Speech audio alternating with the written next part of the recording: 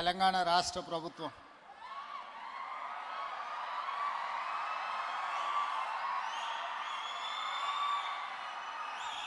Police శాఖ ఆధ్వర్యంలో ఏర్పాటు చేసిన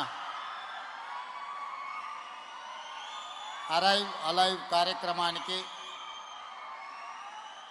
రాష్ట్ర డీజీపీ శివధర్ రెడ్డి గారు, హోమ్ సెక్రటరీ సిబి ఆనంద్ గారు, యూనిసెఫ్ ప్రతినిధులు,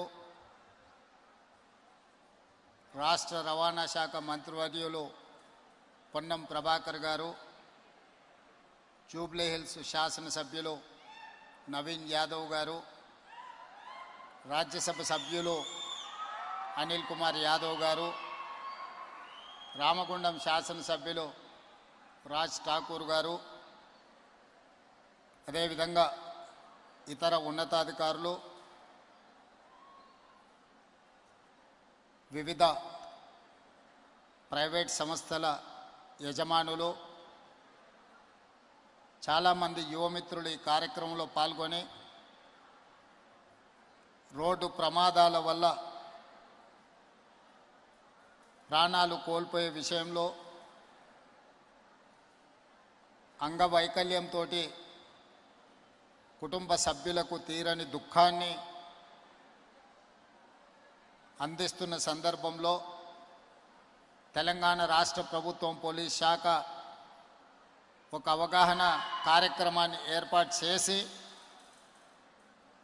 రోడ్డు ప్రమాదాలను నివారించడానికి అవసరమైన ప్రణాళిక చేపట్టినందుకు పోలీస్ శాఖను మనస్ఫూర్తిగా నేను అభినందిస్తున్నా. ఈరోజు దేశంలో ప్రతి నిమిషము ఒక రోడ్డు ప్రమాదము, ప్రతి 3 నిమిషాలకు ఒక ప్రాణాన్ని కోల్పోవడము, ఈ దేశ జీడిపిలో 3% ప్రమాదాల వల్ల నష్టం జరుగుతున్నది. అందుకే ఈరోజు భారత ప్రభుత్వం కానీ తెలంగాణ రాష్ట్ర ప్రభుత్వం కానీ ఈ రోడ్డు మీద జరుగుతున్న ప్రమాదాలను నివారించడానికి విద్యార్థి దశలోనే ఒక అవగాహన కల్పించాలన్న ఆలోచనతో సమాజంలో కొందరి నిర్లక్ష్యం ఇంకొందరికి ప్రాణాపాయంగా మారుతున్నది. వీటన్నిటిని నివారించడానికి, నియంత్రించడానికి ఒక మంచి కార్యక్రమం తీసుకొని ఈరోజు కోట్ల విజయభాస్కర్ రెడ్డి గారి స్టేడియంలో ఈ కార్యక్రమాన్ని ఏర్పాటు చేసింది. తెలంగాణ రాష్ట్ర ప్రభుత్వం నూతన జీవన శైలిలో కొత్తగా ఎదురవుతున్న సవాళ్లను ఎదుర్కోవడానికి పోలీస్ శాఖను ప్రక్షాళన చేసుకుంటూ నూతన వ్యవస్థలను ఏర్పాటు చేసి మనం ఎదుర్కొంటున్న సవాళ్లను, సమాజానికి అందించాల్సిన సేవల గురించి ఈరోజు నిత్యం మనం చర్చించుకొని నూతన ప్రణాళికలు రచించుకుంటున్నాం. అందులో భాగంగానే ఈరోజు సమాజంలో ప్రధానంగా సైబర్ క్రైమ్ అనేది విపరీతంగా పెరిగిపోయింది. ఒకప్పుడు physical crime, rape and murder ఒక మేజర్ క్రైమ్ లాగా ఉండేది. కానీ ఈనాడు ఫిజికల్ క్రైమ్తో పాటు సైబర్ క్రైమ్ కూడా పోటీపడి మన ఇంట్లో, మన మొబైల్లో డైరెక్ట్గా మన ఇంట్లోకి చేరి ఎక్కడో ఉండి, పక్క రాష్ట్రంలోనో పక్క దేశంలోనో ఉండి మన యొక్క ఆర్థిక వ్యవస్థను కొల్లగొట్టడానికి ఈరోజు సైబర్ క్రైమ్కు నేరగాళ్ళు ఎక్కువగా పాల్పడుతున్నారు. ఎవరు అని గుర్తించే లోపల ఖజానా ఖాళీ చేయడమే కాకుండా మన ఖాతాలు కూడా మొత్తం మాయమైపోతున్నది సొమ్ము. రకరకాల నేరాలు సైబర్ క్రైమ్లో ఈరోజు జరుగుతున్నాయి. అందుకే భారతదేశంలో మొట్టమొదటి రాష్ట్రంగా సైబర్ క్రైమ్ను నియంత్రించడంలో తెలంగాణ రాష్ట్రం ముందు భాగాన నిలబడి ఈరోజు ప్రక్షాళన మొదలుపెట్టింది. ఐఎస్ఐ యాక్టివిటీని నియంత్రించాలంటే కూడా కౌంటర్ ఇంటెలిజెన్స్తో పాటు ఆక్టోపస్ లాంటి సంస్థల్ని, టెర్రరిస్ట్ యాక్టివిటీస్ని, లేకపోతే మిలిటెంట్ యాక్టివిటీస్ని కంట్రోల్ చేయడానికి గ్రేహాండ్స్ లాంటి సంస్థలను ఒకప్పుడు ఆనాడు ఉమ్మడి రాష్ట్రంలో ప్రారంభించిన మన పోలీస్ వ్యవస్థ ఈరోజు దేశానికే ఆదర్శంగా నిలబడ్డది. అందుకే ఈరోజు నూతనంగా ఎదురవుతున్న సవాళ్లను ఎదుర్కోవడానికి పోలీస్ శాఖలో ఈరోజు ఈగల్ ఫోర్స్ డ్రగ్స్ గంజాయి ఒక మహమ్మారిగా మారి ఈ సమాజాన్ని పట్టి పీడిస్తున్నది. పంజాబ్ రాష్ట్రం ఈరోజు నిర్వీర్యం కావడానికి డ్రగ్స్ ఒక ప్రధానమైన శత్రువుగా ఆ రాష్ట్ర యువత మీద ప్రభావం చూపిస్తున్నది.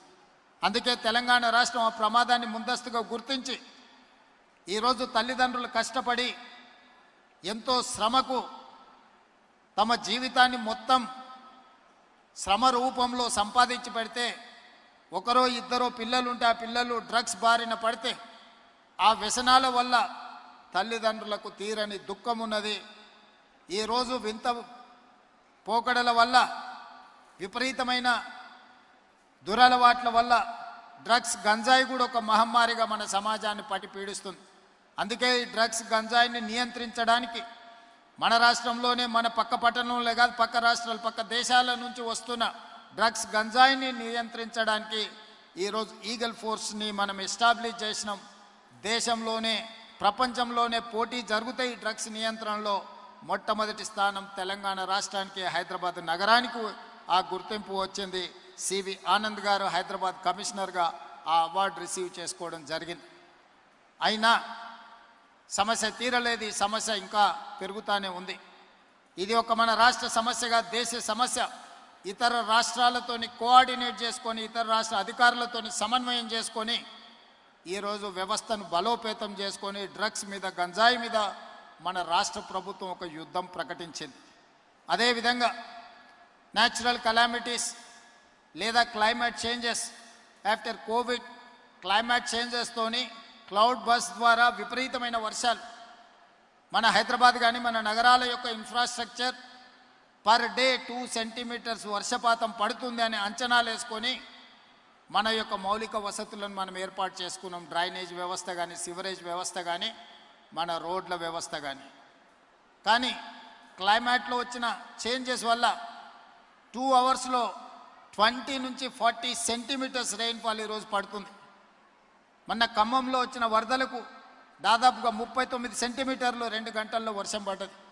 ఈ మధ్యకాలం హైదరాబాద్లో పడ్డ వర్షాలు 2-3 అవర్స్లోనే 20-25 సెంటీమీటర్స్ వర్షం పడుతుంది.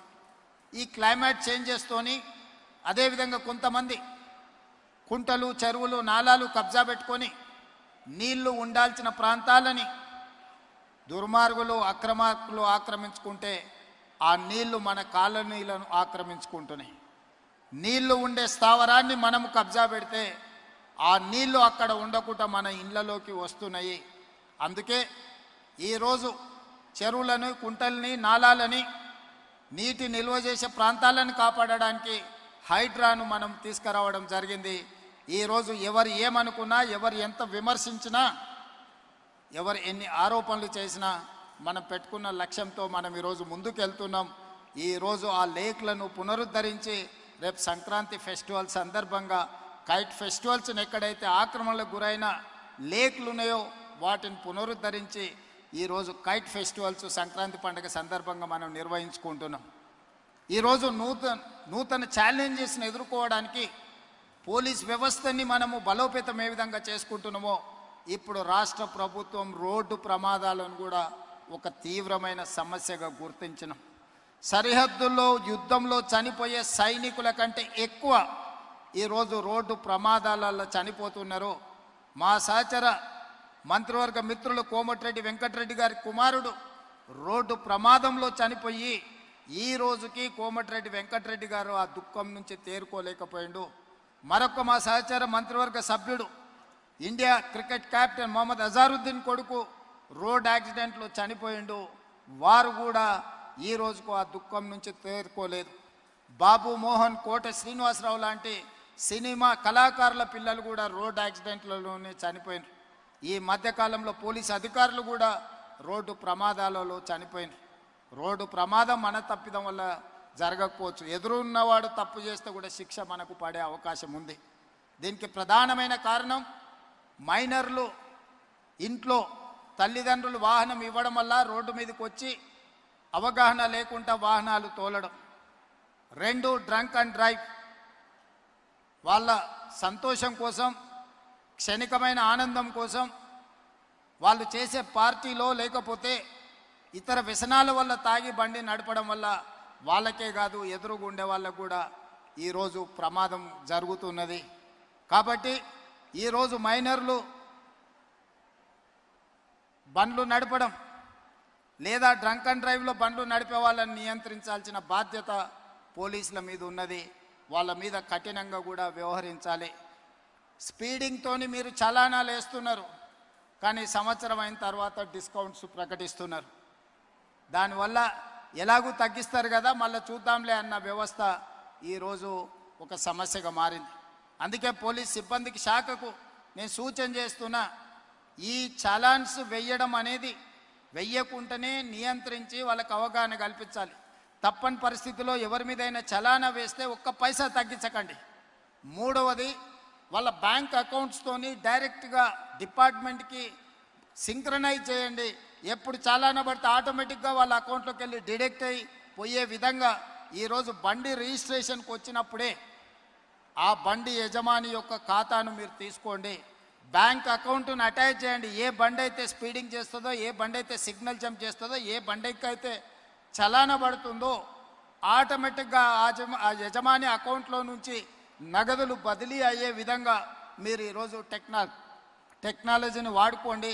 బ్యాంకులను కూడా సమన్వయం చేసుకోండి. లేకపోతే ఈ ప్రమాదాలను నియంత్రించడం కష్టమవుతుంది. ఇలాంటి ప్రమాదాలకు పాల్పడే వాళ్ళ పట్ల కఠినంగా వ్యవహరించాలి. పిల్లలకు వాహనాలు ఇచ్చి ప్రమాదాలకు కారణమైతే వాహన యజమాని మీద కూడా కేసులు కట్టాలి. అప్పుడే చిన్నపిల్లలకు అందుబాటులో వాహనాలు పెట్టడం మానేస్తారు. ఇవన్నీ జరగాలంటే ప్రాథమిక విద్యలోనే పిల్లలకు అవగాహన కల్పించాలి. ఈరోజు పోలీసుతో పాటు రవాణా శాఖకు సంబంధించిన వాళ్ళు కూడా హెవీ లోడ్, ఈ మధ్యకాలంలో చూసినాం, ఒక క్రషర్, ఒక టిప్పర్ హెవీ లోడ్తో తీసుకెళ్లి ఆర్టీసీ బస్సును గుద్దితే 30-40 మంది బస్సులో ఉండే అమాయకులు చచ్చిపోయినారు. అంటే ఇట్లాంటివి మనకు సంబంధం లేకపోయినా, మనం తప్పు చేయకపోయినా ఎదురుగుండే వాళ్ళు తప్పుల వల్ల మన ప్రాణాలు కోల్పోతున్నాం. దీన్ని నియంత్రించాల్సిన బాధ్యత ప్రభుత్వం మీదనే, రవాణా శాఖ, పోలీస్ శాఖ సిబ్బంది మీద ఉన్నది. అందుకే రవాణా శాఖ, పోలీస్ శాఖ ఈరోజు ఒక అవగాహనతో ముందుకు వెళ్ళాలి. రాష్ట్ర ప్రభుత్వంలో రోడ్ సేఫ్టీ అథారిటీ ఉన్నది. ఒక అడిషనల్ డీజీ ఆఫీసర్ నేస్తున్నాం. ఆ పోస్టింగ్ ఎలా ఉందంటే పనిష్మెంట్ పోస్టింగ్ కింద వేసినట్టుగా ఉంది. చాలామంది ఆ పోస్ట్ వేయంగానే అతన్ని పనిష్మెంట్ కింద వేసినట్టుగా భావిస్తున్నారు. ఇప్పటి నుంచి దాన్ని రివైవ్ చేయదలుచుకున్నాము. ఈరోజు ఏదైతే ట్రాఫిక్ పోలీస్ డిపార్ట్మెంట్ ఉందో, కన్సర్న్ కమిషనర్స్ దగ్గర ఒక వింగ్ కింద పనిచేస్తుంది. ఆ వింగ్ ఎలా ఉందంటే, కమిషనర్ గారు ఒకవేళ ప్రత్యేకమైన శ్రద్ధ చూపిస్తే తప్ప ఈ ట్రాఫిక్ నియంత్రించడానికి కష్టం అవుతుంది. It is like an 6th finger. అట్లా కాకుండా అడిషనల్ డీజీ స్థాయిలో, డీజీపీ తర్వాత ఈ రోడ్ సేఫ్టీ అండ్ ట్రాఫిక్కు సంబంధించి DGR additional DG cadre officer నేసి కంప్లీట్గా ఒక స్ట్రక్చర్ను తయారు చేసి, ఎక్కడ కూడా సిగ్నల్ జంప్ చేసినా, స్పీడింగ్ చేసినా, ఎక్కడైతే ట్రాఫిక్ జామ్లు ఉన్నాయో, ఫ్రీ లెఫ్ట్ ఎక్కడైతే ప్రాబ్లం అవుతున్నదో అన్ని సీసీ కెమెరాలు పెట్టి, అన్ని కార్పొరేషన్ మున్సిపల్ కార్పొరేషన్స్ ఏరియాలో, హైదరాబాద్ నగరంలో ఆల్రెడీ మనం గూగుల్ సంస్థతో ఒక MOU చేసినాం. ఈ ట్రాఫిక్ సిస్టమ్ని అంతా స్టడీ చేసి ఫీడ్బ్యాక్ ఇవ్వడానికి. ఈరోజు మన కమాండ్ కంట్రోల్ రూమ్ ఉన్నది బంజారా హిల్స్లో. వీటన్నిటిని కూడా సాంకేతిక నైపుణ్యంతో, ఈ సాంకేతిక నైపుణ్యాన్ని ఉపయోగించుకొని ఈ వ్యవస్థను బలోపేతం చేయాల్సిన అవసరం ఉంది. రీసెంట్గానే నేను పోలీస్ టాప్ ఆఫీసర్స్కి ఇన్స్ట్రక్షన్స్ ఇచ్చిన ఈ ట్రాఫిక్కు సంబంధించిన కంప్లీట్ వ్యవస్థను మనం ఈరోజు పూర్తిగా నిర్ణయం తీసుకునేది ఉంది. ఎట్లయితే హైడ్రా, ఎట్లయితే ఈగల్, ఎట్లయితే సైబర్ క్రైమ్ని మనం స్ట్రెంగ్తెన్ చేసినామో, ఈరోజు ట్రాఫిక్ నియంత్రించడానికి కూడా పోలీస్ డిపార్ట్మెంట్ను ఈరోజు నియంత్రించాలి. ఒకప్పుడు లా అండ్ ఆర్డరే ప్రాబ్లం ఉండే, లా అండ్ ఆర్డర్లో ప్రాబ్లం ఉండే. ఈరోజు లా అండ్ ఆర్డర్ కాదు, ట్రాఫిక్లో మర్డర్స్ కంటే ప్రమాదమైనాయి. ఒక్కొక్కసారి 20 మంది 30 మంది కూడా ఒక ప్రమాదంలో చచ్చిపోతుండంటే ఇవన్నీ మనుషులు చేసిన తప్పిదాల వల్ల జరుగుతున్న హత్యలుగానే భావించాలి. వీటిని నియంత్రించాలి అంటే ట్రాఫిక్ విధి విధానాలను, ట్రాన్స్పోర్ట్ కమిషనర్ గారు కూడా విధి విధానాలను కంప్లీట్గా ప్రక్షాళన చేసుకొని ఒక నూతన చట్టాన్ని తెచ్చుకోవాలి. ఈ నూతన చట్టం పాఠశాల స్థాయిలోనే విద్యార్థులకు అవగాహన కల్పించాలి, వాళ్ళ బాధ్యతను పెంచాలి. ప్రతి వీక్ ఒకసారి స్కూల్లో ప్రతి వీకో ప్రతి నెలకో స్కూల్స్తో కోఆర్డినేషన్ చేసుకొని ఆ పిల్లలని సిగ్నల్ వ్యవస్థ మీద అవగాహన కల్పించే విధంగా ట్రాఫిక్ను నియంత్రించే విధంగా వాళ్ళని రోడ్డు మీద వాళ్ళను ఒక క్రమశిక్షణ కలిగిన భారతీయులుగా తీర్చిదిద్దాల్సిన అవసరము అధికారుల మీద రాష్ట్ర ప్రభుత్వం మీద ఉన్నది. తప్పకుండా వీటన్నిటిని ప్రక్షాళన చేస్తాం. ఈ రకంగా తెలంగాణ రాష్ట్ర ప్రభుత్వం ఇప్పుడు ట్రాఫిక్ సమస్యని, యాక్సిడెంట్స్ని, రోడ్ సేఫ్టీని ఒక ప్రధానమైన ఎజెండాగా తీసుకుంటుంది. దీనికి విధి విధానాలు రూపొందించి క్రమశిక్షణ కలిగిన అధికారులకు అక్కడ బాధ్యత ఇచ్చి దీని ఒక టాప్ ప్రయారిటీ టాస్క్ కింద తెలంగాణ రాష్ట్ర ప్రభుత్వం తీసుకుంటుంది. దానికి సంబంధించిన చర్యలు తీసుకోవాల్సిందిగా డీజీపీ గారికి సూచన చేస్తూ ఒక మంచి కార్యక్రమాన్ని అలైవ్ అనే కార్యక్రమాన్ని తీసుకొని అవగాహన సదస్సు కార్యక్రమాన్ని ఏర్పాటు చేసినందుకు పోలీస్ శాఖను అభినందిస్తూ మీ అందరి దగ్గర సెలవు తీసుకుంటున్నా. ధన్యవాదాలు.